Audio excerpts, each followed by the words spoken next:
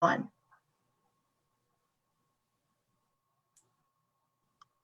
Hi, welcome to our third day of programming here in our Carroll Cash Week series.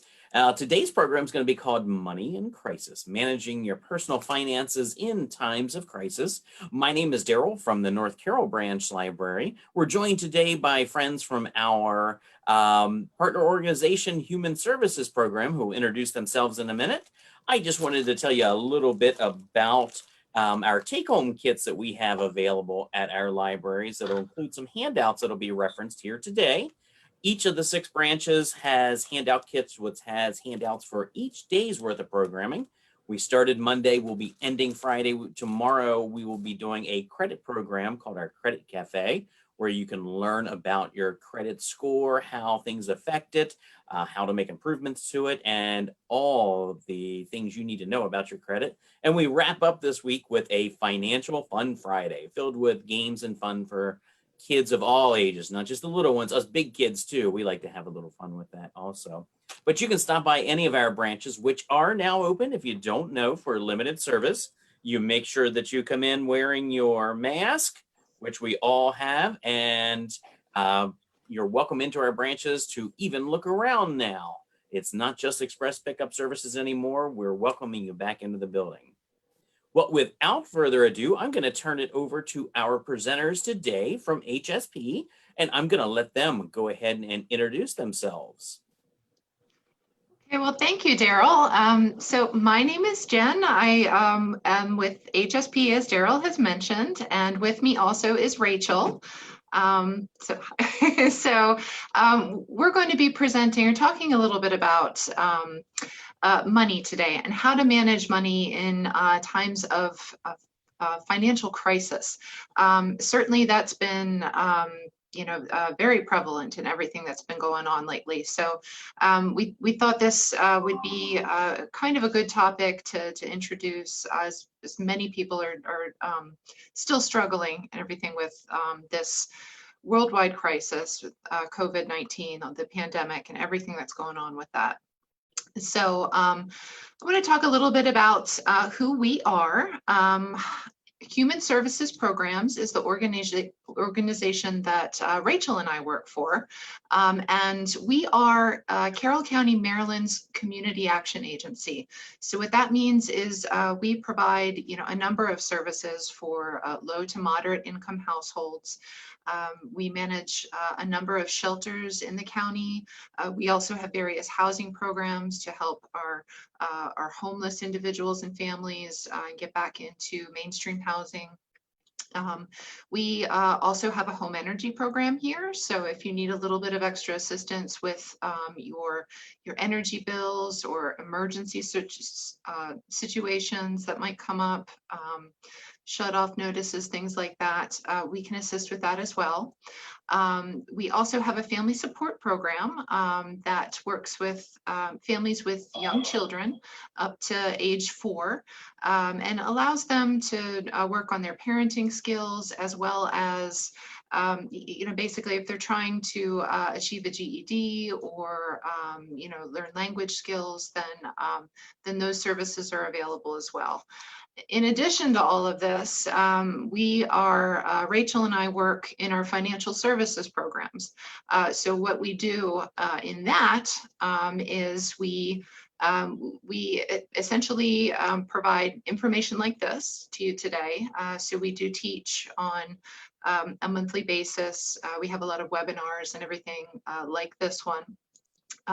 Mostly for budgeting, credit repair, debt management skills. So, that's, essentially we just try to, to educate the community on how to better manage their financial situation. We also run a tax site, a free tax site, a VITA site. VITA stands for Voluntary Income Tax Assistance. So if your household earns less than $56,000 a year, we can prepare your taxes for you for free. So we're ramping up to get ready to do that in a few months again. So if you are curious about that, you can definitely reach out to us and we'll be happy to provide that information to you. In addition to all of this, we also work individually, right, Rachel and I, and provide financial coaching support. So if you have very individual, kind of specific questions about your situation, then we are happy to sit down with you and talk to you about any concerns that you might have, or help you with developing a budget for yourself, work towards achieving your financial goals, just essentially helping you manage your plan. So we are here to provide support and answer any questions that you might have. I've included our website here on this slide, so that's www.hspinc.org if you'd like to visit our website and check us out. Or if you've got a question, our main line here is 410-857-2999. Give us a call and, we'd be happy to chat with you. So without further ado, this is just a little bit about what we're going to discuss today. We're going to address the following questions. So we're going to take a look at what happens to us when we experience a crisis situation. Then we're going to talk a little bit about how we can manage our finances when there's so much uncertainty around. Generally, when there's a crisis, we're not really certain about what's going to happen. So talk a little bit about how to work through that. And we're going to take a real specific dive into how we can manage finances while we're experiencing a crisis.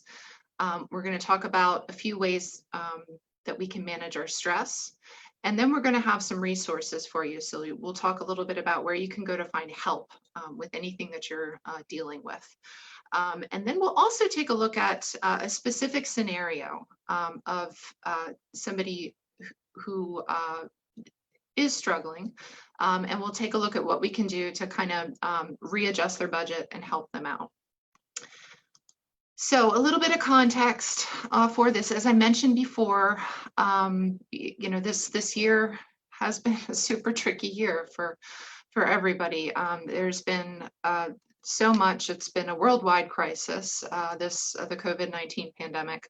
And at the time, and I apologize, these figures are a little old. I had updated figure in my presentation yesterday, and I forgot to adjust this one. But in general, we have in this country, in the U.S. itself, over 200,000 deaths from the COVID-19 crisis, and over 7 million total reported cases. And that was just back at the end of September. Certainly those numbers have grown a little bit since then. Because of this crisis, nearly in a recent poll, nearly 9 in 10 Americans said, or 88% said that this had caused very personal, a lot of stress on their personal finances. So this has been very challenging for a lot of families financially, getting through all of this. And then we have, in this country, more than 44 million Americans have filed for unemployment, and that was back in June. So during that time, because of the pandemic, we had a number of people who had filed for unemployment. So it's just a little bit of context, why we're talking about this today, but certainly this information could apply. You could use this for any type of crisis that you go through.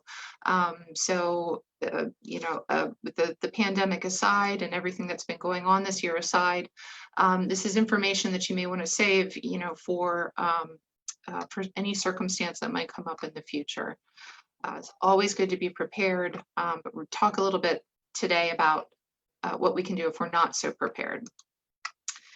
So when we experience a crisis, there's basically, I want to talk a little bit about this because it's important.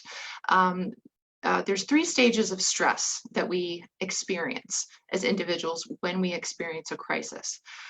So we've got a lot of psychological and physiological reactions that occur. So the first stage is what's called alarm. Now, this is basically when we have that flight, fright, or flight or freeze response. And I need to edit that actually. So this is basically that initial survival response. So what our bodies will do is our heart rate will increase. We'll start pumping from our adrenaline glands. There'll be a lot of cortisol that's released. And then we're going to get, that boost of adrenaline, which increases our energy. So when we experience something, there's an initial that shock reaction where we don't quite know what to do. Our mind is trying to, come up with basically our next response. When the stressor or when the situation continues, we go through what's called the resistance stage. So this is the really attempt to overcome and adapt to the effects of what it is that's stressing us. So if that stress, the stress that we're experiencing does not reduce, then what is going to happen is our body will continue to produce cortisol. Cortisol is your stress hormone. And that can potentially result in poor sleep, an increased chance of illness, anxiety, weight gain could be another effect. And in general, poor cognitive functioning, or for our behavior, we might notice irritation, frustration, or just an inability to concentrate. So this is what happens when stress continues. And the last stage is the stage that we don't really want to get to, and that's exhaustion. So this is when we've experienced a crisis, when we've experienced stress for a longer period of time, and it becomes chronic, what's considered chronic or ongoing. This can have very severe effects on us, and that could lead to burnout, fatigue. We might experience severe depression or anxiety, and just a decreased ability to tolerate stress in general. And that will also weaken our immune system. So stress is very severe. It has a very, very big impact on our minds and our bodies. So the idea then, is to learn how to manage our situation so that we don't continue to experience the kind of stress that this will produce. So certainly, if you have been experiencing a lot of stress in your financial situation, you're probably wondering, like, well, what can I do when there's so much that's so uncertain right now? It's important to keep in mind that none of us can really predict the future or what's going to happen, but we do need to work towards, ending the stress that we experience by making a plan for just how to get ourselves out of it, to better our circumstances, and do what's right for us. So this information actually comes from the National Endowment for Financial Education, or NEFI. A lot of the information in this presentation comes directly from them. And they've determined that there are really three main steps, to work towards when you're experiencing a crisis. So the first step is really to take a good look at your situation, size up your situation. The second step would be really want to analyze your circumstances, take a look at what you're working with. And then that third step then is to create a plan. And so we're going to talk a little bit about each of those and then take a deeper dive into our finances. So the first step then is you want to take a look at your situation. In this, what's most important is just to kind of monitor what types of thoughts and feelings that you're having, and how they're serving you. What emotions are you experiencing? What kind of thoughts? What are you telling yourself? this is really the first check-in that we have, because if our mind is telling us one thing, then that's generally what we're going to focus on. And if we're thinking that the situation is never going to improve, or we're never going to find ourselves, managing to get out of it, then chances are, we're already convincing ourselves that that's the case, and that may be, and that may kind of predict our future in that way. So the first thing to really do is check in with your thoughts and feelings and emotions. Okay, so so think a little bit about the situation, and what are you feeling about the situation that you're in? What are you telling yourself about your ability to deal with the situation? There's a little self-talk checklist over to the right of the screen. So you can take a look at that. It says, when I think about my ability to, and then it lists a number of things there: pay my monthly bills, control my spending, or set realistic financial goals for myself, and save money for future spending. What are your thoughts telling you? Are your thoughts generally optimistic? Or are, they're a little bit more negative? Are you having pessimistic thoughts about that? And then what are you telling yourself about your ability to handle these things? Are you saying, you're having, are you telling yourself that, yeah, I'm going to manage this, I'm going to get through it, I have faith in myself? Or, are you saying, well, I'm never going to get out of this? So just keep in mind, that, again, those thoughts can become a reality if we let them control us. So that's really the first step, is to check in with yourself. The second step is you want to analyze your circumstances. See what's going on around you. Where are you at financially? What's your current income now? Was there a job loss? If so, is there any kind of income that you have coming in? What other income sources may be available? Are you working with anybody that can help you in getting a job? What type of debt do you have? So what are your monthly obligations that you need to spend? What are your basic expenses? What are there major expenses that you have coming up? These are all questions that you can ask yourself just to get a sense of what your circumstances are. So now's the time, really, you want to, sit down, take a look at your current bills, receipts, things like that, to get an idea of how you have been spending your money, so that you can make a plan for the future.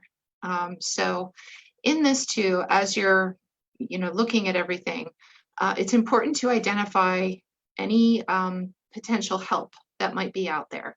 So are there resources that you can tap into? Do you have friends and family that you can reach out to? Even if it's just really to talk to somebody to help process everything that's going on. You want to identify your help list. So again, there's a handy little chart there over to your left that says my help list, and it's basically a list of everything that you need, in the circumstances that are going on. And is there anybody who has offered to help, or who you could reach out to, or are there other people that you might be able to ask? So just get an assessment of where the help might be.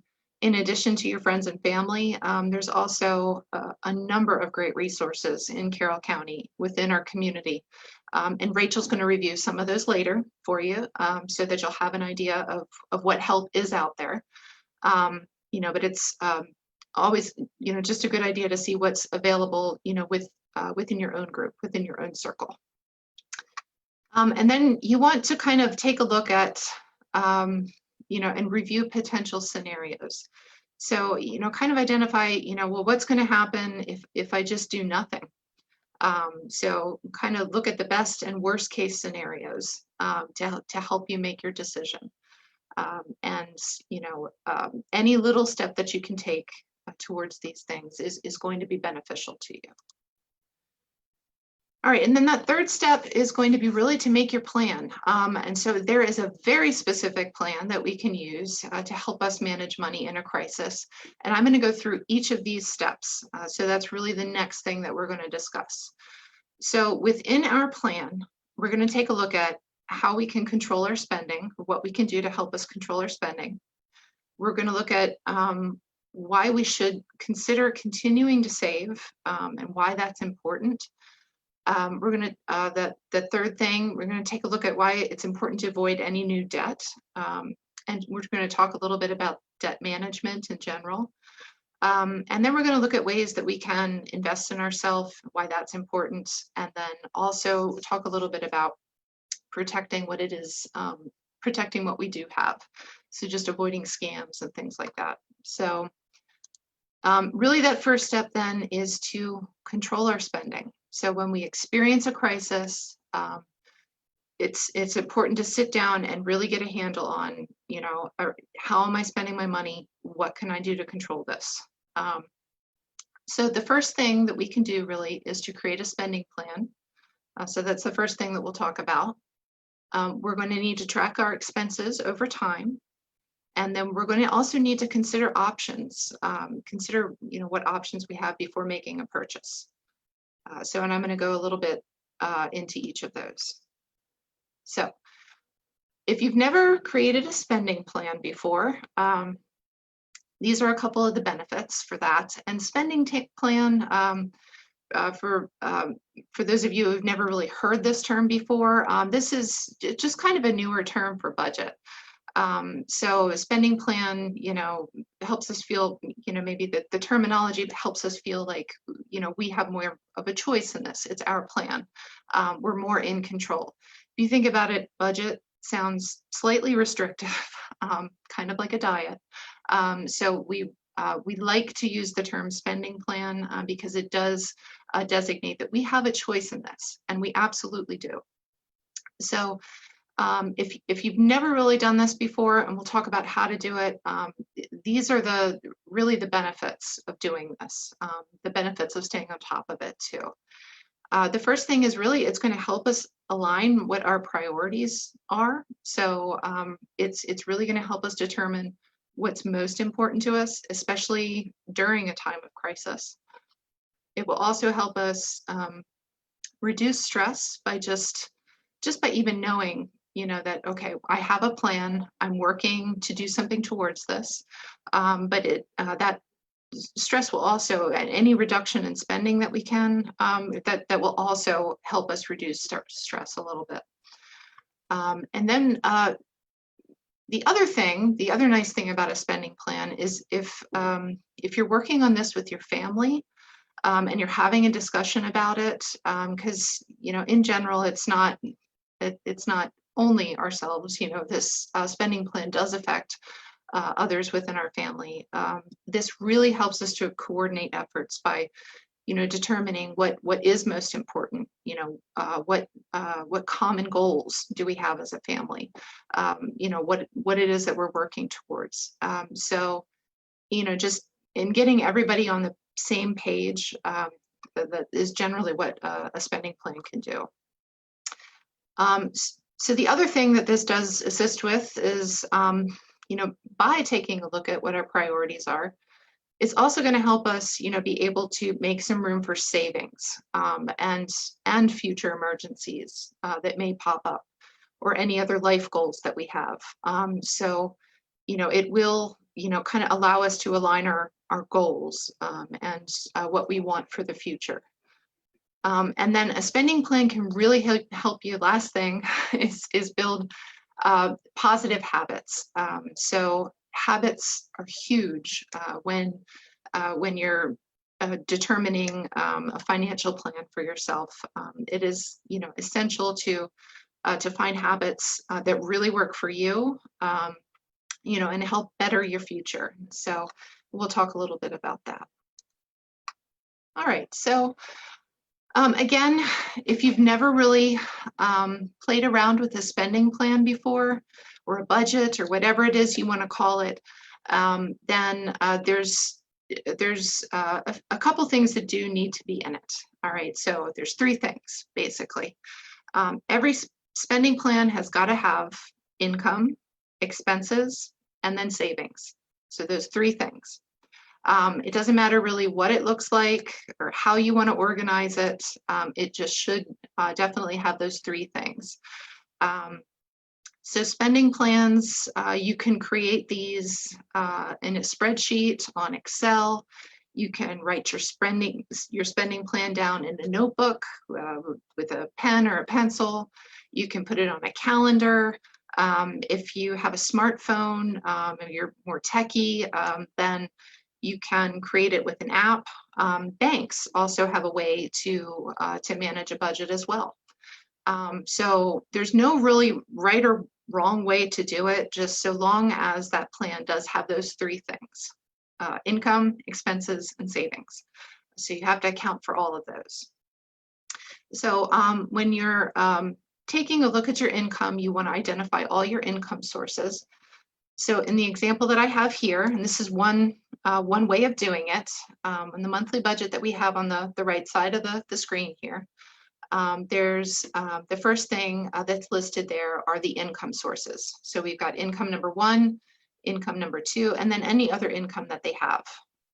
If you do have other resources that you do receive, maybe like food stamps or things like that, might be a good idea to list them up here as well, or just have them somewhere within your budget so that you know about what resources you do have available to you.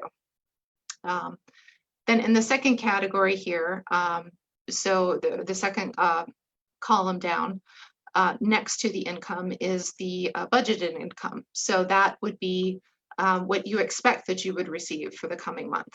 And then there's also a list here for an actual. So there's going to be your expected income or expense, and then what you actually get. And then you notice there's a column for the difference between the two. And then they also left room, this person left some room for any comments that they might have as to, maybe if they were a little over or under budget, for any particular item on the list, then they can write in maybe why that was to help remind yourself later. So this is one way of doing it. Okay, so income, you want to identify any income that you do have available to you. And really, especially during a crisis, this is a good time to really sit down and take a look at, well, if somebody has offered help, then identify that, as an income stream for that month.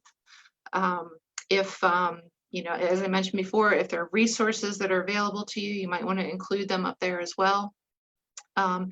And then, kind of identify, take a look at, are there other things that you can do to generate an income? Maybe that's selling some items that are available that you have around. It could be, maybe providing a service for somebody, maybe doing a little bit of contracting or, gig work as they call things these days. So maybe that might be an Uber driver or, delivery driver or what have you. Maybe you're creative and you enjoy making things and could sell them on Etsy or another site.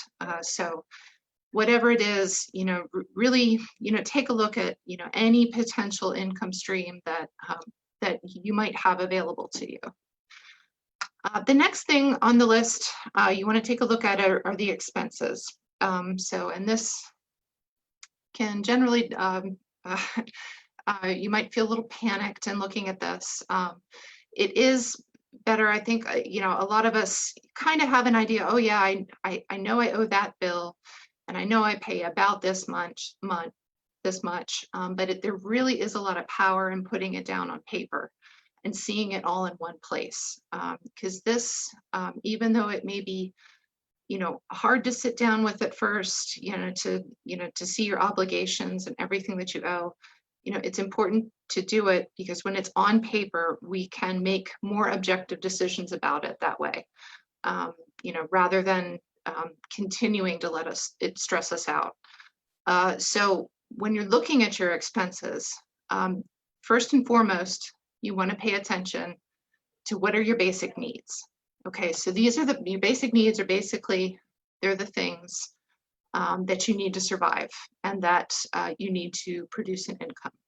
So we all need shelter. So our rent may be a part of that basic need, or our mortgage. Food We all have food expenses, or most of us do. Water, so utilities, so that we're able to have running water in the house, and so that we're able to have a safe and sanitary environment. So all those types of things are things that are going to be what your basic needs are. These are the things in your budget. I would suggest listing these expenses first, and really tackling those first. So if there's resources that we can rely on for those things, then that's a great thing to tap into. And then from those basic needs, you want to kind of list everything else that you have. So that would be, do you have other obligations? Obligations, when I refer to those, I'm basically talking about what kind of debt do we have, or what other things are required to pay. So an obligation could also be something like child support. Maybe we have a tax bill that we're paying down. Those are or student loans, things like that. Our debt payments, things to consider too would be any credit card payments we have, mortgage, car loan, all those things. So include those. Then you want to take a look at other expenses that you may have. So if you do have a car, you're going to need car insurance. And you can categorize this however you want. So the example that we have here is this person has listed housing, and then utilities, and then auto expenses. They've lumped them into categories. So if you can do that, it helps you keep the categories, things separate, so that you know what's important, helps you find things a little easier in your budget. You want to take a look at what's fixed. So any expense that is fixed is something that isn't going to change from one month to the next. It's always stays the same. In general, that might be something like our mortgage or our car payment. Variable expenses are things that fluctuate. That might be, what we spend on food every month. It could be an energy bill, especially during different seasons. Some energy bills can be fixed, but other times, they might fluctuate a little bit. So identify what stays the same, what's a bit more variable, and then also take a look at periodic expenses. And these are the things that we don't think about too much, and that always have a tendency to maybe sneak up and surprise us. So our periodic expenses are generally those expenses that maybe they don't occur every month, but they do maybe a couple times a year, or maybe it's every other year.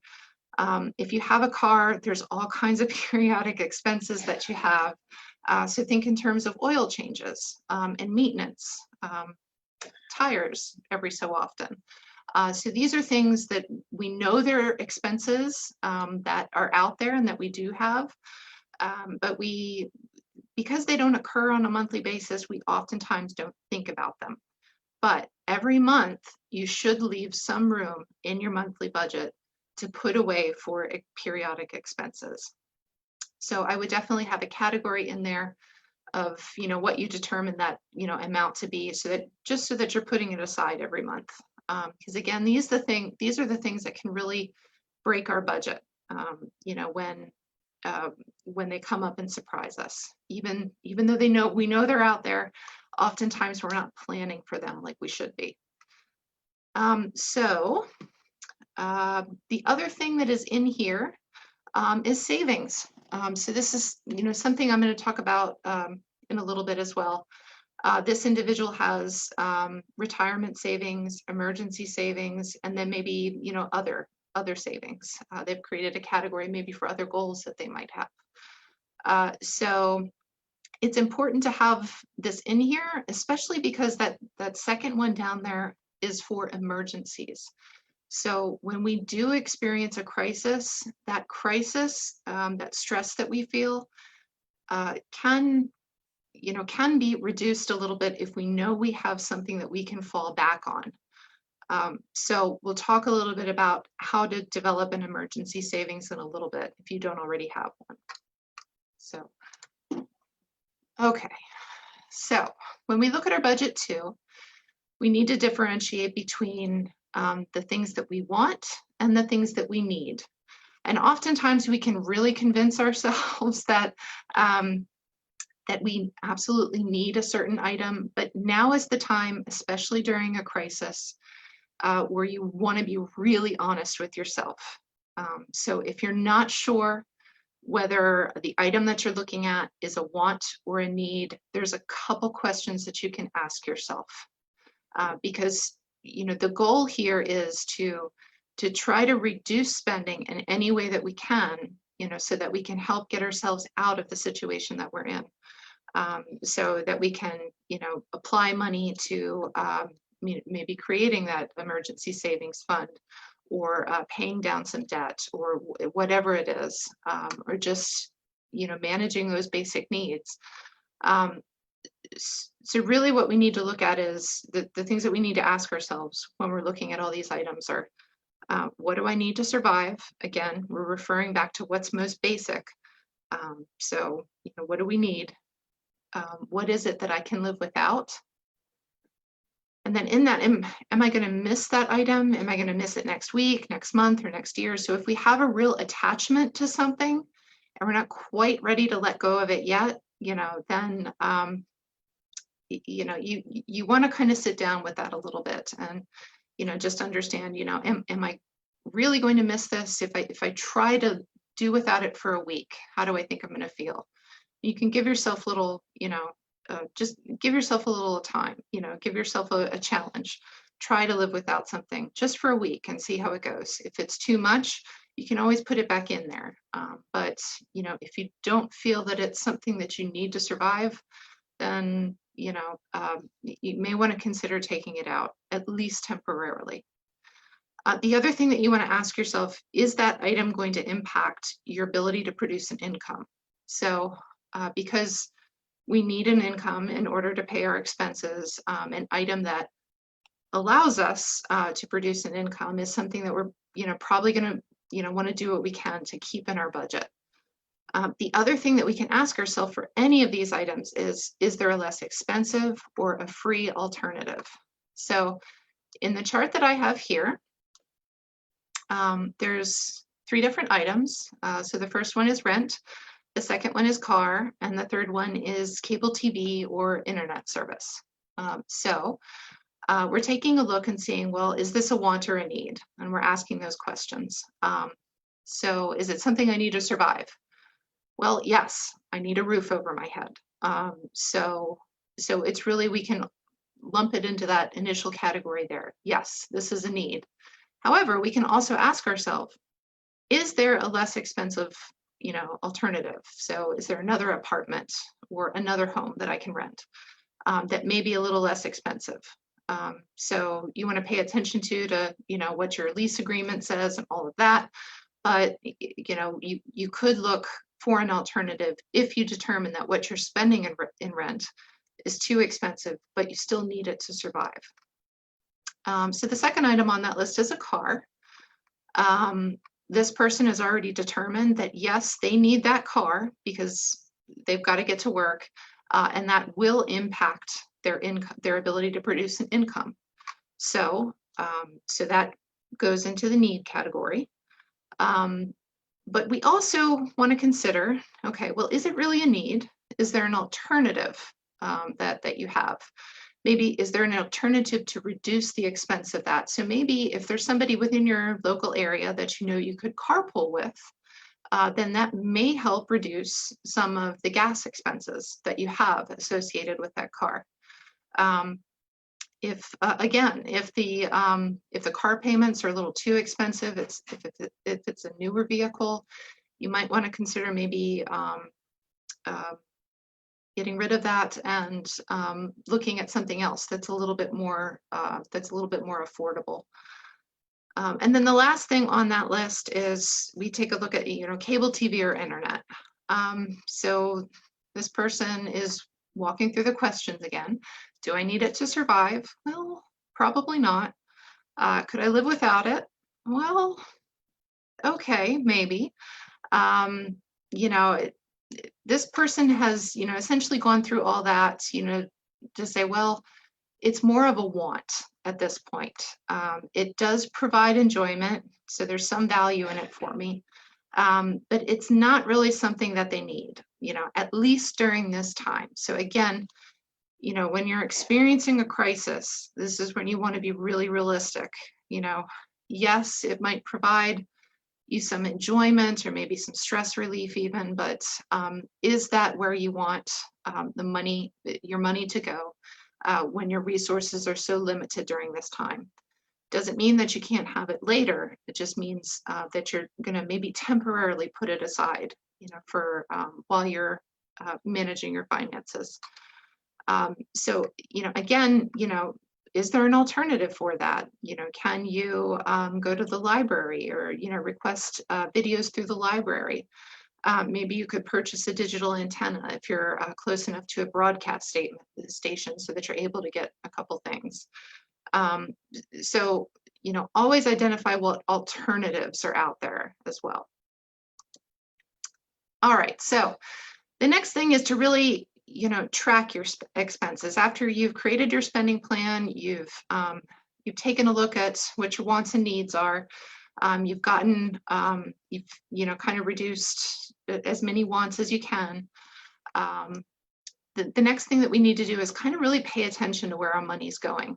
So, and like I've said before, although we might have a sense of what our bills are, in our heads, there is really real power in developing a system, of tracking these things over time.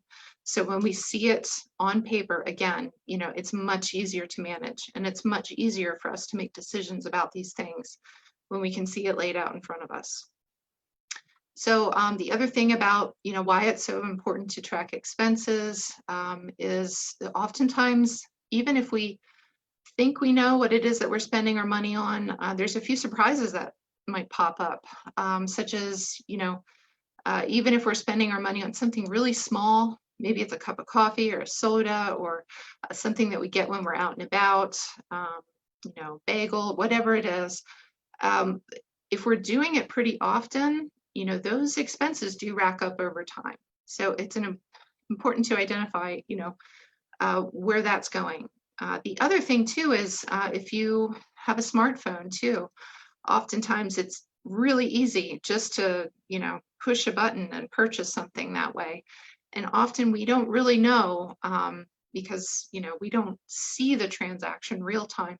We don't exactly know how much we wind up spending for things that way. So important to track those expenses. The other thing is, we can notice trends and habits, the things that we get into the habit of doing. And so, this is important too, because we want to, be able to develop habits that are positive and work for us rather than against us in our budgets. So really, really important to do this, especially, as our circumstances change. So how do we track expenses? So really, like a budget, this is kind of up to you. So you want to develop a system that works really well for yourself, that's easy, that's accessible for you. So for some folks, that might be just keeping a list of this stuff in a notebook. You can also, if you don't really want to sit down with things, initially just save your receipts and bills, maybe put them all in a single location where where you determine, all right, every week I'm going to sit down and kind of make a list of this so I can see exactly where my money is going.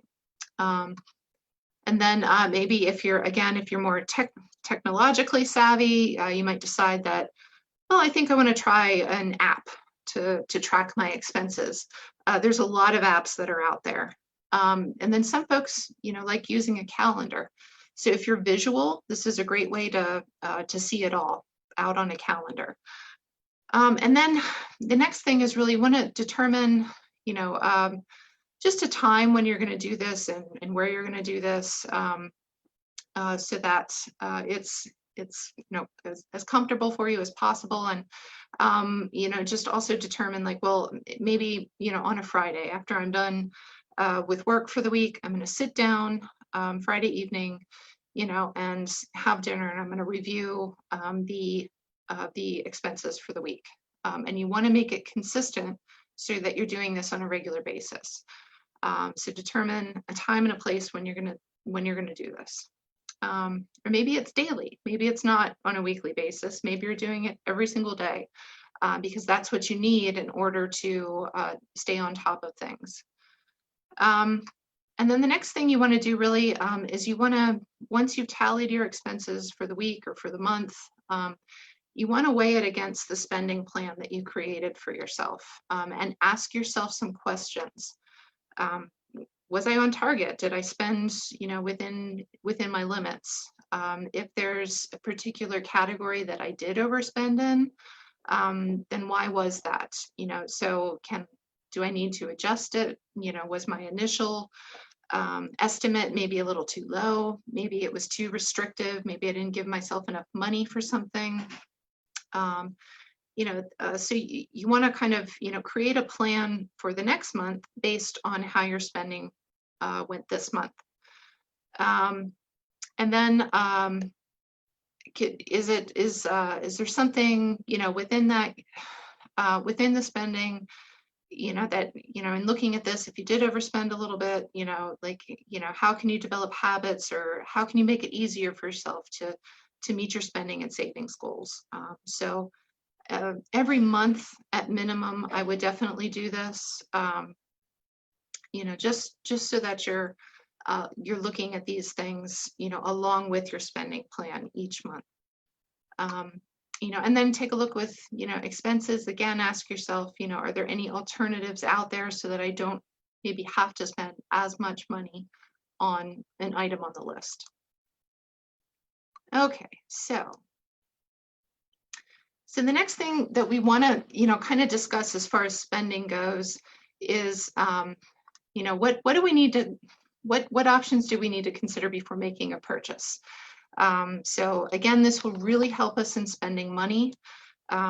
If you're anything like me, I can convince myself that I need items while I'm in the store, and often I'm purchasing things that I don't really need.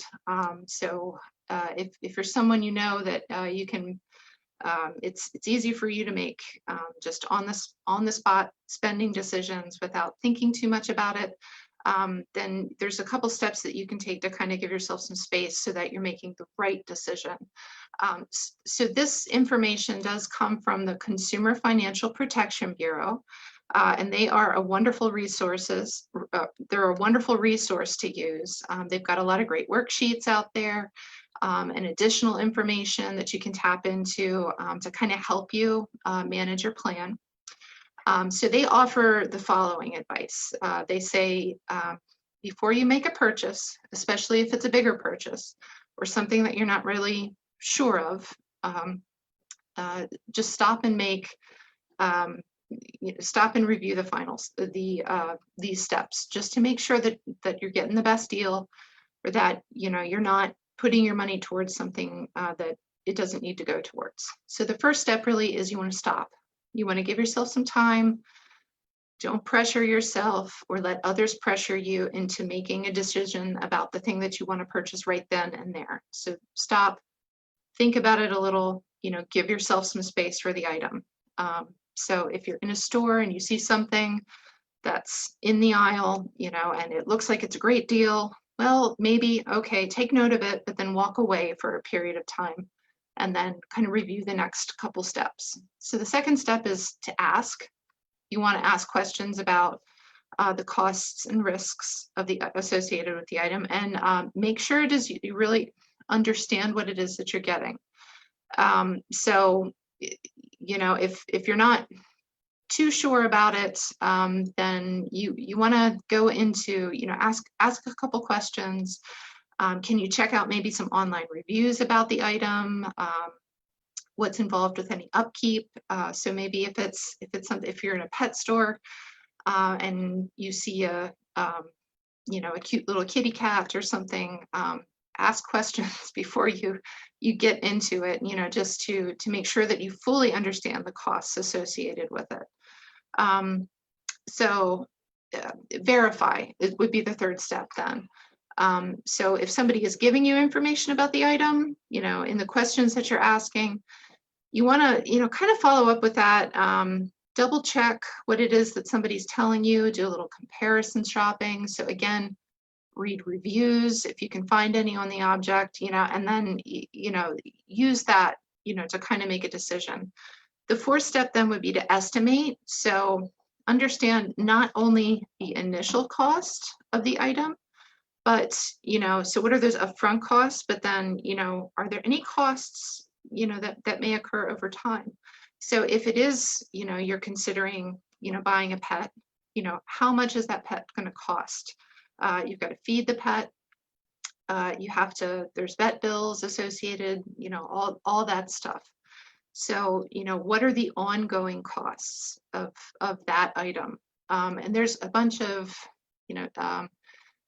there's a bunch of tools that you can use, to plan things out, online calculators that gives you sort of an understanding of what long-term costs are going to be.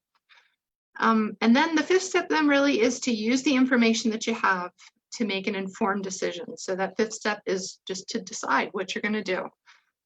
Generally, if it's something that you're not too sure of, or if it sounds too good to be true, the best thing is to, just kind of walk away from it for a period of time, and really review this stuff. Maybe you go through it once, then go through it again as well, if it's something that you're not too sure about. Okay. So then, after we've taken a look at ways to control our spending, what we want to do is try to continue saving. Now, I know this might be particularly difficult, especially when we're in the midst of a financial crisis, but there's a couple reasons that you want to do this. Okay, the two that I'm really going to talk about, is that you want to continue to keep up a habit of saving. Even if you're not able to save much, it's important to keep up that habit. The other important reason that this is that, saving, especially for an emergency fund, will help you in the future, manage any unexpected circumstances.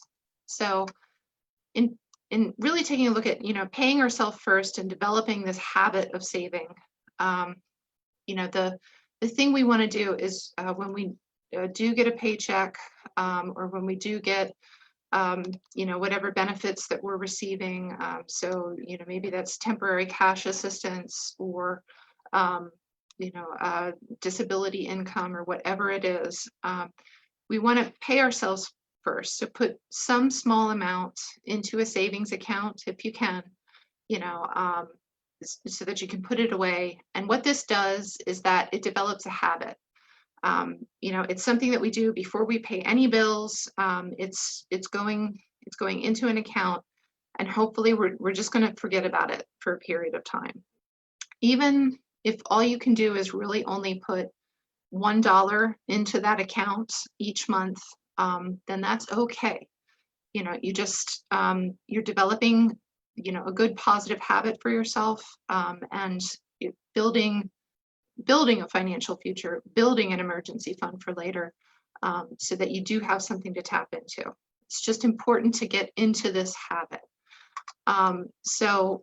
And make sure then, when you're doing this as well, that you're including this in your spending plan. So remember, our spending plan has those 3 items, and savings is one of the most important. So, even if it's just $1 that you're putting into that account, track that on your spending plan. Make it automatic if you can, so that it's, out of sight, out of mind. So you can set up an automatic deposit, or a transfer in order to transfer it in from your checking into your savings each month.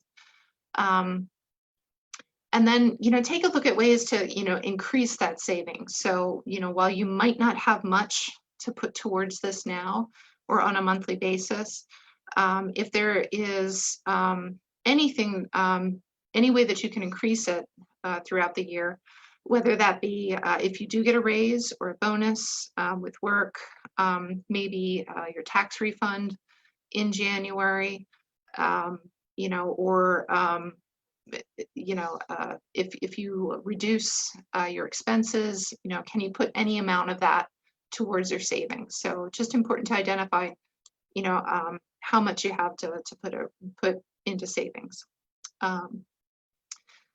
And then if you are looking for a new job, then it's important to take a look to, are there any jobs out there that might provide some good benefits? If you do find an employer with good benefits, then this does give you more of an opportunity to save, because you're spending less on things like your healthcare costs, life insurance, things like that. So an employer that has good benefits does provide more of an opportunity to save. So just something to consider as well if you're searching for a new job. Okay, then emergency funds. So for emergency funds, again, as you're in a crisis, and this is, you want to develop ways to, and thinking about, not only to eliminate the financial crisis that you're in, but then also to plan for any other eventuality in the future that this could potentially happen again. So it's important to consider an emergency fund. If you're already developing that habit of savings, even if it's a very minimal bit, when your income does begin to increase again, it's a good idea to maybe open a separate bank account, or have a way of just identifying what portion of your savings account is going to be kind of sectioned off for emergency funds. So again, you want to make sure that that you're paying yourself first before you're paying your other bills. So deposit money every month into your savings account before you pay your other bills, so that you have it already set aside. That's just a good habit to fall into. Make it a part of your spending plan, again, just like your other savings. And then when there's an emergency, when you do have an emergency that comes up, go ahead and tap into this fund. This is the fund that you use. This is the savings account that you use to handle any emergencies that come up. You always want to contribute to this on a monthly basis in some way, so that you're replenishing the amount that you had to tap into. So what they suggest for an emergency fund is having at least $400 to $500 set aside. Can handle not everything, but can handle a number of little emergencies that pop up. It also helps provide a little cushion for us, a greater sense of financial well-being. So even this in itself can help reduce the stress a little bit. So just having that there. Eventually, you do want to try to work your way up to 3 to 6 months expenses saved and set aside. But that could be more of a long-term goal for you rather than an immediate goal. So again, $500 is the new suggestion that can help get you out of some things, not everything again, but some things. So, and again, just, keep in mind, there's a lot of power just in knowing that you have funds set aside, or to fall back on. Okay. So then the third thing that we really need to talk about is how to avoid any new debt.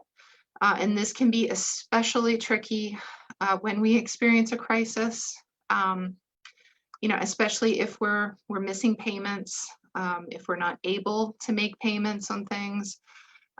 It's important to understand, again, how this is going to affect things in the long run, and make a plan to get out of it. So we'll talk a little bit about what to do when you miss a payment, how to handle that. We're going to also take a look at developing a plan, how you develop a plan to manage current debt, or when you're able to start making payments again, how to manage the debt that you do have. And then if things are so overwhelming, we're going to take a look at a couple debt relief services that you may want to investigate. So we'll talk a little bit about all this. All right, avoiding new debt. It's generally good policy to, just avoid creating any new debt so that you can pay off old debt, because this can really get you into a very vicious cycle. Sometimes it's not always possible, especially during a crisis, but if there is a way to avoid this, then we may want to consider another alternative. So, what happens when we take out new debt to pay off old debt is that, oftentimes there might be, if we're transferring balances on credit cards, there could be the transfer fees. If the account that we're transferring into, if we're late on that account, and it's a relatively new account, that can affect our credit a little harder if we miss a payment. So, again, it can be tricky. So it's best to avoid this if we can. If you are able to, you might want to consider putting a freeze on your credit cards so that you're not racking up new debt on your credit cards. So this is it's a good idea if you think you might use the card and you really don't want to, or feel that you don't need to, it's a good idea to do this until you can pay down your balance on that card. So that's an option then. Try to use, if you can, either just cash or checks. Well, checks maybe aren't so prevalent these days, but maybe debit cards for purchases, rather than putting things on your credit card. And then you want to look at ways, again, if you haven't done this already, and everything that we've been talking about, review that spending plan to see if there's any way that you can reduce your spending.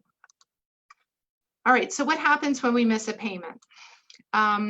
You really want to reach out to your lender as soon as you can, because this is what's going to be, that can really help you minimize damage to your credit score.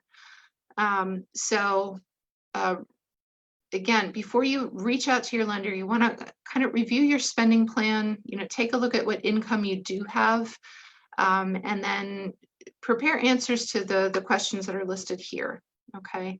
So, before going into this conversation, you want to know, how much of what you owe you can reasonably pay and when you'll be able to pay it.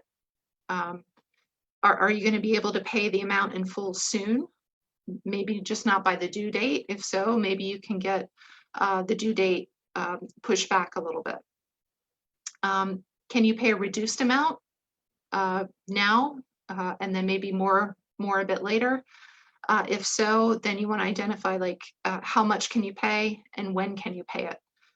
And then if you're unable to pay anything now and for the foreseeable future, you want to have a sense of that to see what the lender can do for you in this type of circumstance. Maybe it's a deferment. All right, so when you're on the phone, how to talk to creditors when you're on the phone. You want to be upfront about your situation, explain what it is that you're going to, and you want to acknowledge that your payment was late, or that you missed a payment, or that you may not be able to pay in the future. So offer what it is that you think you might be able to pay if you can. And then you want to ask the lender, some of the following questions. Is there any way maybe you can waive the late fee? Can you have the interest rate reduced in any way? If there were punitive charges or other fees or late charges, you want to see if there's any way that those can be removed. Can you maybe have your monthly payment reduced for a period of time so that it's more affordable for you? Or if you're not able to pay, ask them about a deferment. In this, you want to make sure you understand what's going to happen with the interest that you're paying on that. A lot of times that interest will continue to accrue even through deferment. So just be aware that may happen, and ask about that so that you know. All right, so your debt management plan then. When you are able to really sit down and begin, paying on your debt, or if you haven't already done this, this is, just a good thing to do. You want to create a debt management plan that you're looking at every month in conjunction with your spending plan. So the first thing you really want to do is find out, what type of debt that you have that's out there. So what types of debt do you have, and how can they be, affected? So you might have a couple credit cards, things like that. So you want to investigate, what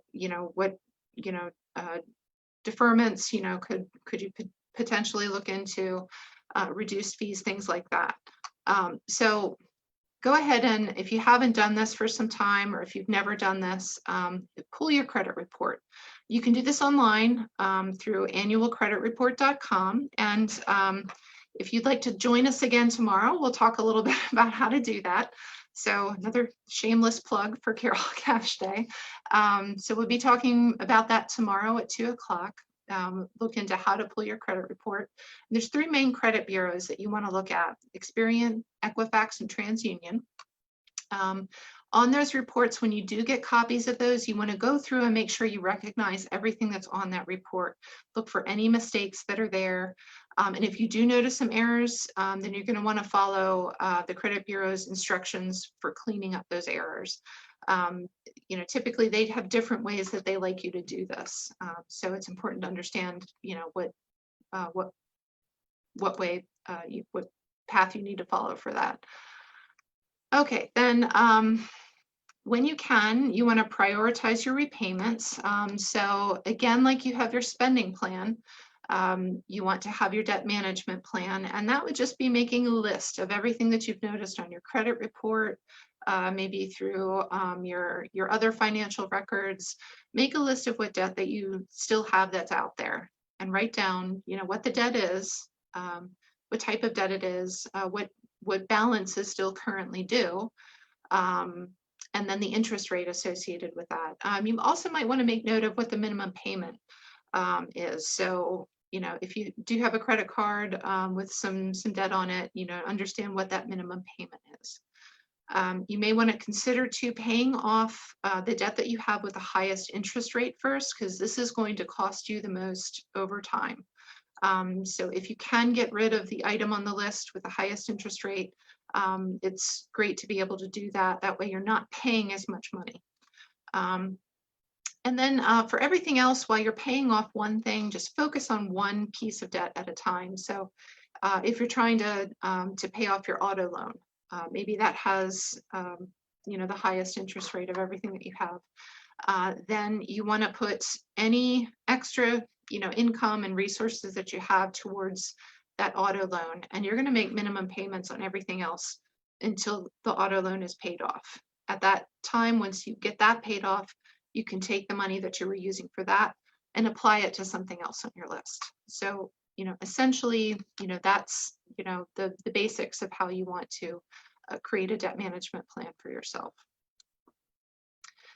So if you're not really able to make payments towards the debt that you do have currently, and are not sure about when you will be able to do that in the future, you may want to consider reaching out to somebody who can engage you with credit counseling. What a credit counselor will do is they'll help you with a budget and reviewing your expenses and everything. And then they will see what they can maybe consolidate for you. And they'll do this through a debt management plan. So they may attempt to consolidate all your loans into one, get a reduced interest rate, and then kind of reduce your monthly payments so that they're a bit smaller.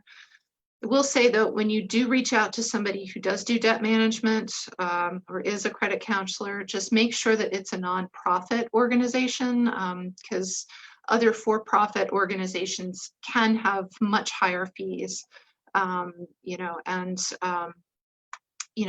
potentially other late fees and things like that. So again, look into a nonprofit that does this. And then you might have heard of debt settlement organizations or lawyers that say that they can do this. So just know that this this type of debt relief does have some risks associated with this. Typically, what this organization is going to ask you to do is they're going to ask you to pay them, and then they will handle a negotiation on to try to get your payments reduced or taken off of your credit report. Essentially, what this is going to do is they're going to ask you to pay them so that they're able to collect a lump sum payment to use to pay off all your bills or a particular bill for you. And that negotiation is probably not going to be on the full amount that you owe. So as you're doing this, you're putting money into an account with them that's maybe gaining some interest. In the meantime, maybe your bills are really not being met or answered. So your credit might be taking a bit of a beating with some of these organizations, and you may potentially owe interest on the account that they're putting your money into for you. So the Federal Trade Commission did issue a warning about these types of companies. So I would just be very wary and make sure you understand what it is that you're getting into. The other thing that you may want to consider, of course, too, is if the debt that you have is too overwhelming and you're not quite sure of any way in the foreseeable future that you may be able to get out of it, then you may want to speak to somebody about bankruptcy.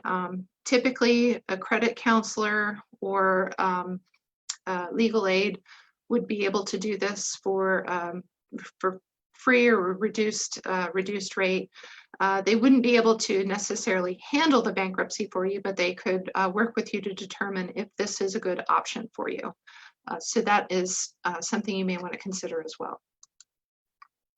Okay. So then as we wind down here, the fourth step really in managing everything during a crisis is to look at ways that you can to invest in yourself. So think about, yourself and your goals for the future. And you want to just identify ways that you can take care of yourself and your family first, because you really can't help other people, if your own resources are depleted, and these could be your financial resources or, your mental resources, just everything. So look at ways to take care of yourself. Financially, mentally, just be good to yourself and your family. Really give yourself encouragement, and when you do have successes, you want to make sure that you're celebrating those in some small way, because just getting through a crisis can be overwhelming. So make sure you're really celebrating any small success that you have. You want to look at ways to really manage your mental health too, to try to stay positive and look to the future so that you're not getting too caught up in the circumstances that you find yourself in currently. Again, we go back to just keep in mind that everything changes, and none of us can really predict what's going to happen, but we can only do what's best, really for here and now, and look, for ways to make things better for us. In that, if you have lost your job or whatnot, you want to, maybe look at ways to other opportunities that you have, to increase your income, whether that's through education or a particular training program. Try to take a look at it as an opportunity to really, again, invest in yourself, so that you can make things, better for yourself in the future. And then the fifth step then we have is protect what you have. And this is important too, because although it seems unreal, there are definitely individuals out there that that like to take advantage of consumers during crisis situations. Scams and scammers are just something that we've had to get used to and grow grow accustomed to. It's kind of the way things are these days. So just be wary, that there are people out there that do try to get your information, and money and everything, and they can be pretty sneaky.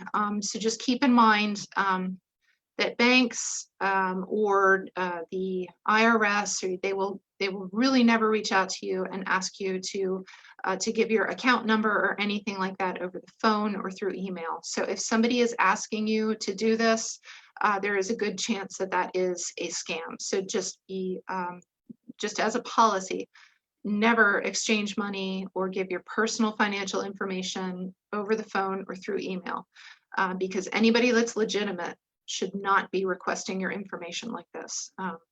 So keep that in mind. Also, if you're on the phone with somebody, don't feel pressure to act immediately. Ask for their contact information. What's your name? What's your phone number? What company are you with? And tell them, you'll think about it and can get back to them later. So hang up, do a little research on the company. And if anything is suspicious, or if you feel that it's not quite right, you may want to consider contacting or reaching out to the Better Business Bureau, maybe the local police or the Federal Trade Commission, to find out, if there have been any other complaints about this organization. So keep in mind too, if it sounds too good to be true, then it probably is. So just be wary of that. All right, so the last thing I really wanted to talk about today before I hand it over to Rachel is how to manage our stress, because this is so important. Really, the first thing we discussed was, just what an effect stress can have on our minds, our bodies, and it really depletes our resources. So it's important, to learn how to deal with this as we're experiencing the crisis or this particular situation. So again, one of the best ways to do it is make a list, get it out on paper, make a list of everything that's stressing you out. Take a look at that list and determine which items on that list you can actually really fix. What can you control? Which ones can you change? Which ones can't you change? So look at only what's in the scope of the things that you can change. And then do one small thing that you can do to reduce the things that stress you out on that list, just one thing. It's important not to try to overwhelm yourself to handle everything at once. That can be a recipe for disaster. So just make sure you're working on one small thing and maybe do one little thing a day, and over time, you'll see that those little things really do add up, to much bigger results. So again, if you're not sure about who your support network is, just identify a list of people that you can reach out to. So again, friends, family, there are additional resources in our community that are here to help. And again, Rachel is going to go through those in just a moment. And on your list too, as you're looking at the things that stress you out, just identify, what are the triggers for any of those things? So if you know what it is that's that triggers the stress that you feel, try to avoid those triggers in the future. And again, keep in mind, as I've mentioned before, just keep in mind that everything changes, and that this too shall pass. So. All right, so here are a few places where you can find help, but actually I'm gonna switch over and let Rachel go through her list because it's a bit more than what I have here on this screen. So I'm going to stop sharing my screen, and then Rachel, do you want to pick up from here? Yep. Great. All right.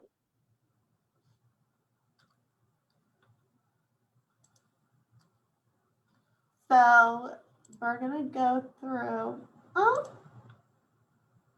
This is like a little budget scenario kind of thing. I'm going to give you a little situation beforehand.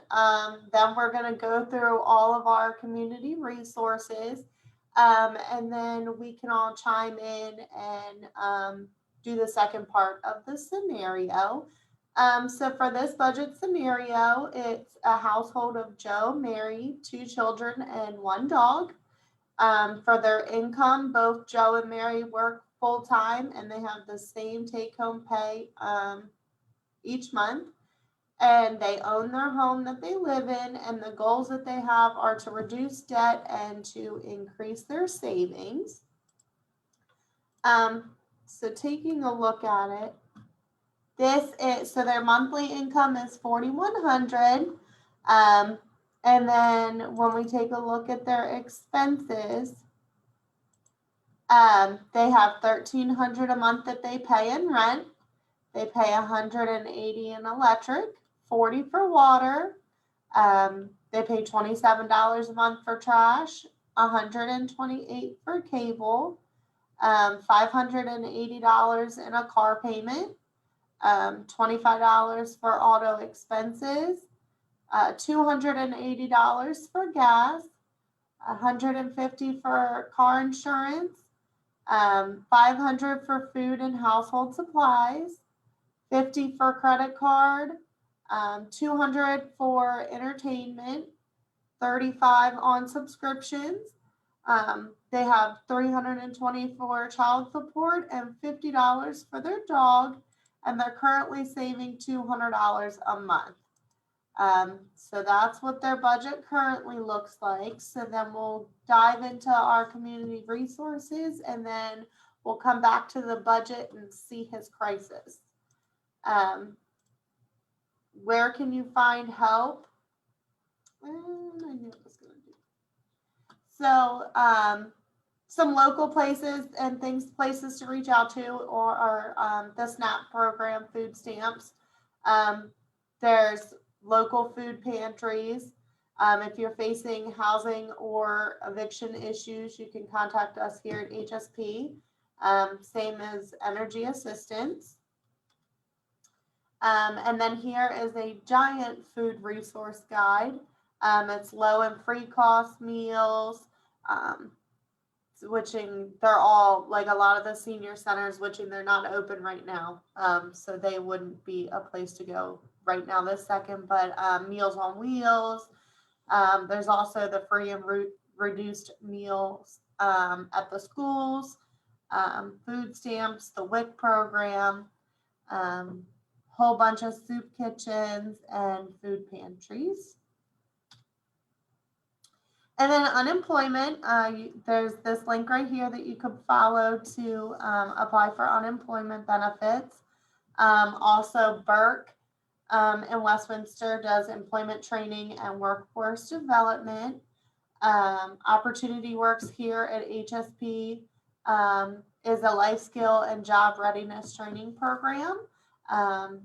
It's a great place to start. There's an employment resource center at the Goodwill, Division of Rehabilitation Services, Vocational Pathways, Mosaic Community Services, and then you can always come here and talk to Jen or I. So some different COVID-19 resources would be 211 by United Way. It connects individuals to local resources, and their web address is listed. The Consumer Financial Protection Bureau, like Jen mentioned, is a list of resources to help you make financial decisions. They have some great worksheets and resources if you need help with basically any financial topic you can think of. America Saves COVID-19 Resources is just another resource of places during a crisis. The CARES Act will update you on any policy issues and changes. And then the IRS put out the economic impact payment. So the link for more information regarding that is there as well. And then if you need help filing your taxes, obviously going to H&R Block and other places like that can definitely rack up a hefty bill that some people aren't prepared to pay for. If you make 56,000 and less, you can come here and Jen and I can do your taxes for free through our VITA program. And all of our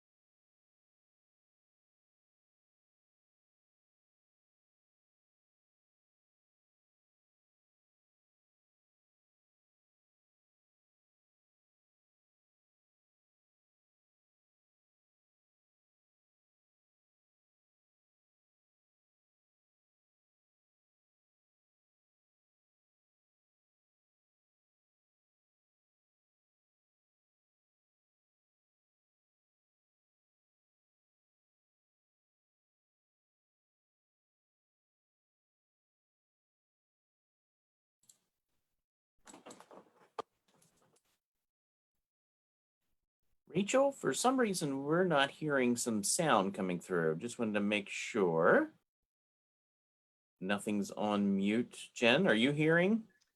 Yeah, I lost sound as well too, so Okay. I don't know what happened, but I'm not quite sure either, but I was just double checking to make sure that it wasn't, to see if it was all of us. Rachel, are you able to hear us? of course we can't hear her. But we can't hear you for some Yeah. reason. I wonder if you try to mute and then unmute, whether it will. Can you hear me? Yes. Yeah, that worked. Now There we hear we you go. perfectly. There's easy Okay, cool. fixes.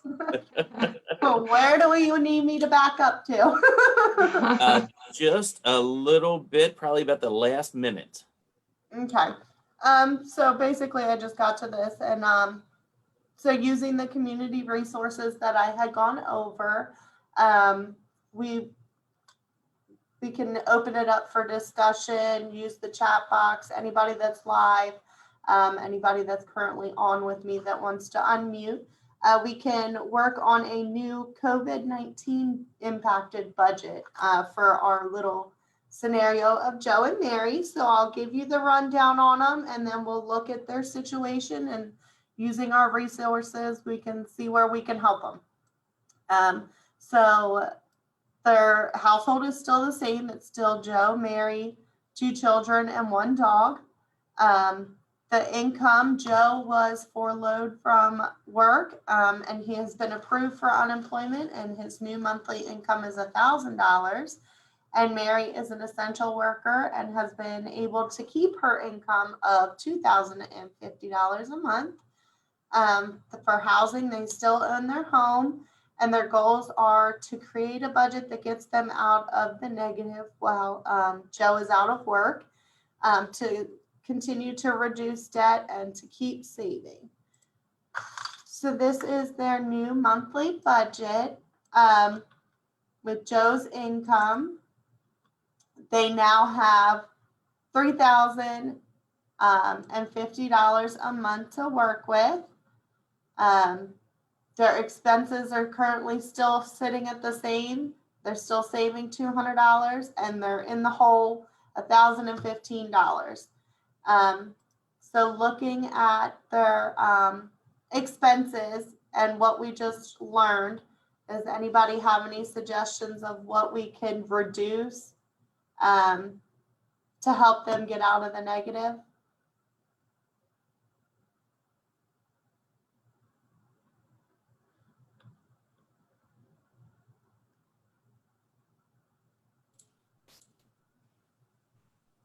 I have a know. suggestion. Oh, Me sorry. too. Go ahead. Who, me? Yes, Go please. ahead. Sorry. What I was going to say was that they could potentially call their car company and see if they could reduce the payment and get the loan extended, maybe. Like Yeah, go from 5-year to a 7-year or something like that. yeah, definitely. That's something, that's one of the resources they could use. um, anything with like their food or like the electric or anything we could do? Well, I saw one that kind of stood out to me right away was entertainment. That looks like one that we could put off and just say, well, we can't do much this week or this month, and that'll put $200 towards everything else. Now we're only down 815. So good. That's definitely one. So some other ones, the subscriptions is the same thing with the entertainment. You can cancel it in your time of crisis and get rid of that as well.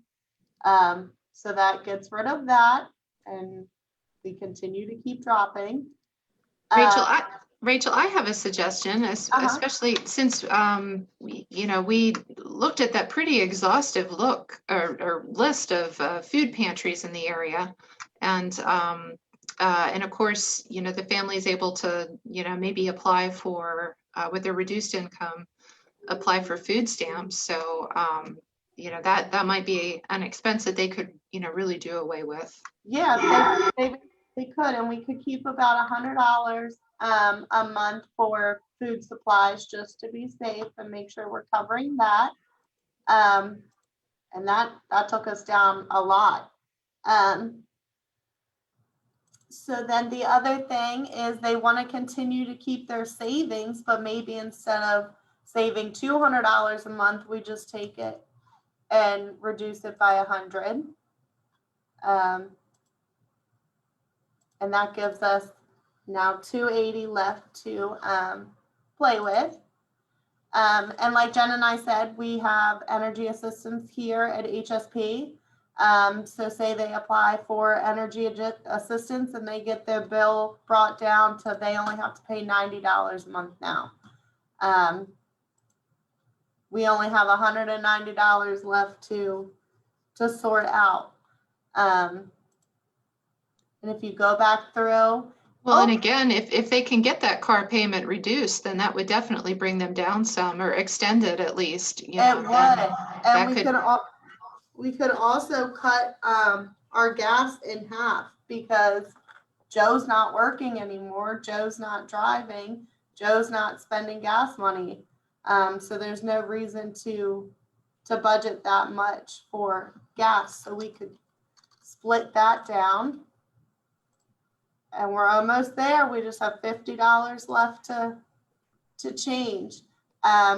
Just like the car payment, reaching out to them to see what you can reduce. You can do it with your cable and internet as well.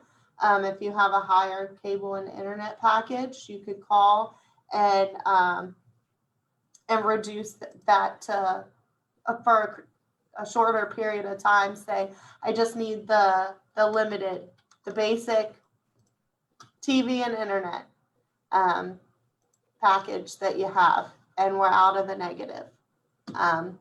They made their same expenses, work it out just by cutting back on certain things with his new budget. And still able to save. And still have a little bit of cash left over. So I know that we were talking about a budget. This is a sample budget tool that we have available to you if you're interested and you're seeing this video and you want to work on one. This is one that we commonly use here when we're working with any of our participants. It's a great tool, and it also has a savings plan that comes with it. Looks exactly the same and sets you all up for your savings. So that's all I have.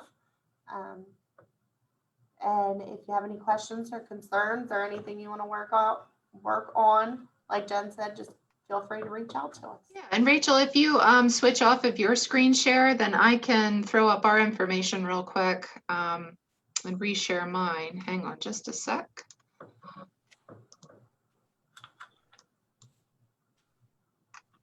All right, so the last I have here for any questions, if you'd like to reach out to us. Oh, I have just my information there, but really, if you want to reach out to Rachel and I,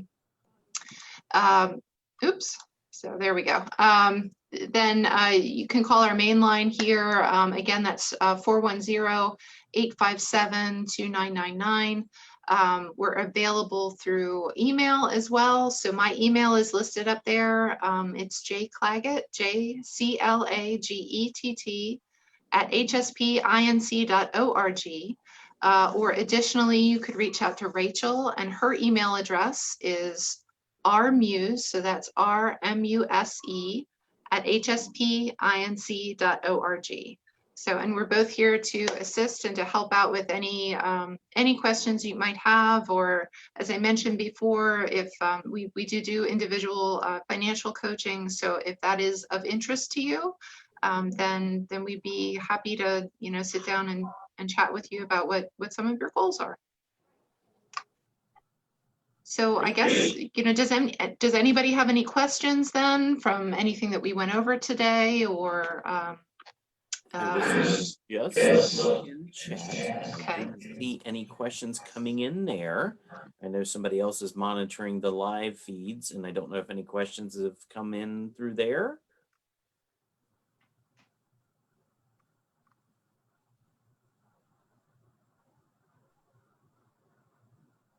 I know none have come in through there either. I just received word there. It's okay. Perfect. That's what I was just double checking on, but we don't have any questions right now. Okay. But well, again, feel free to reach out to us. We're here to help however we can. So yeah, and a lot of these are personal questions, so they may want to reach out to you personally, so that way they can know. Instead of sharing in this kind of format, it's easy to reach out to you, so that way you can ask a question and answer questions based specifically on your current circumstances or your situation and what's going on in your life. So they are always there. And the budget paperwork, you should have received there was a question in there, where can you find the budget paperwork? You should have received a link when you got the Zoom link today. There was also a link to the different there was a long handout of the different handouts that were referenced today. They should have been in that link. If it wasn't, they can just reach out to us and we can provide it to them as well. Yes. Absolutely. Yeah. I was waiting to see if that person responded in chat to see if they got the link where to go. There was a second link, and okay, great. They said good. Thank you. So maybe the easiest way is to reach out to both of you, and then that way they can get it also. If they didn't anybody register for the program already received it, and we're going to attempt to post them into the comment sections for some of our programs, so that way you can access the handouts from today. But if not, I know Jen and Rachel have them. I have them here at my branch. Many of them, except for the long 11-page document from today's handouts, are available in the take-home kits, which are available at all 6 of our different Carroll County Public Library locations. You can grab a mask, stop in, put your mask on, grab the kit, and have all the resources at your fingertips that way. Great. Were there any other questions? I don't see any coming in. But we'll go ahead and end our program for today. We thank you for joining us. And a lot of times there's a lot of information to take in, and we're lucky that these are, you can go back and view our programs again if you wanted to catch a specific part or jot down some information from me. You can always go back and rewatch our presentations here. And tomorrow we will be doing what we're calling our virtual credit cafe, where you can learn all about credit. That will be tomorrow at 2. And then Friday we'll wrap up with our Financial Fun Friday. So we hope that you register for those events on our library site, and we'll send you the link before the program begins, or tune in live as they're being broadcast. So with that, I don't see any other questions. Well, thank you, Daryl, so much for hosting us, and thank you everybody for attending. And look forward to hearing from you and seeing you soon. Yes, well, thank you for sharing, and thank those for attending as well. Another great informative session. All right. All right. If there's no other questions, we will say goodbye, and we will see everybody hopefully tomorrow at 2 p.m. for our next presentation. Thank you, guys. Thank you You're for joining welcome. us. Thank you.